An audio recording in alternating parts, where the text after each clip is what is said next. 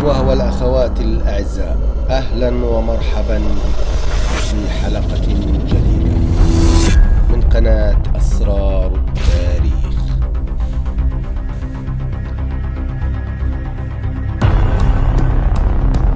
لقد تحدثنا لكم في الحلقة السابقة عن أول ملوك الأسرة المصرية السابعة، الملك نيفر كراع الأول. والآن سوف نتحدث لكم عن ثاني ملوك هذه الأسرة، الملك جد كراعشماي، ملك غامض. حكم هذا الملك في الأسرة المصرية السابعة، وكان هو ثاني ملوك الأسرة، ويحمل الرقم 44 في ترتيبه لقائمة ملوك مصر بعرابة أبيدوس.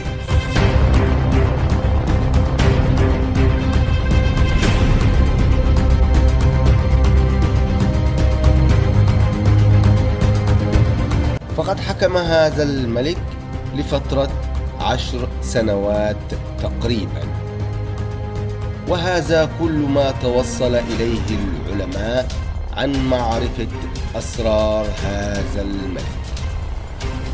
حقا الأسرة المصرية السابعة تحمل لنا الكثير من الأسرار في باطن الأرض.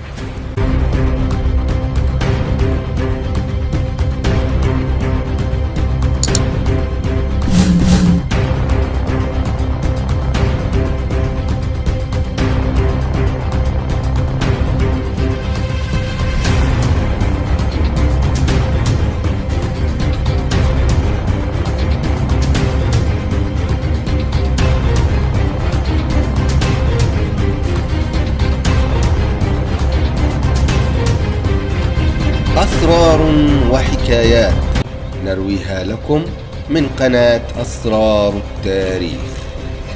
رجاء لا تنسى الاشتراك بالقناة وتفعيل زر الجرس حتى يصلكم كل ما هو جديد.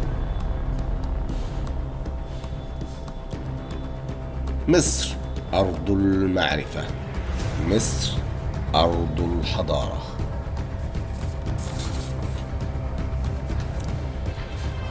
وبعد وفاة هذا الملك هناك ملك اعتلى الحكم لفترة قصيرة، واسم هذا الملك نيفر كراعخندو، الملك الثالث من الأسرة المصرية السابعة، ويحمل الخرطوش الملكي رقم 45 بعرابة أبيدوس من قائمة ملوك مصر.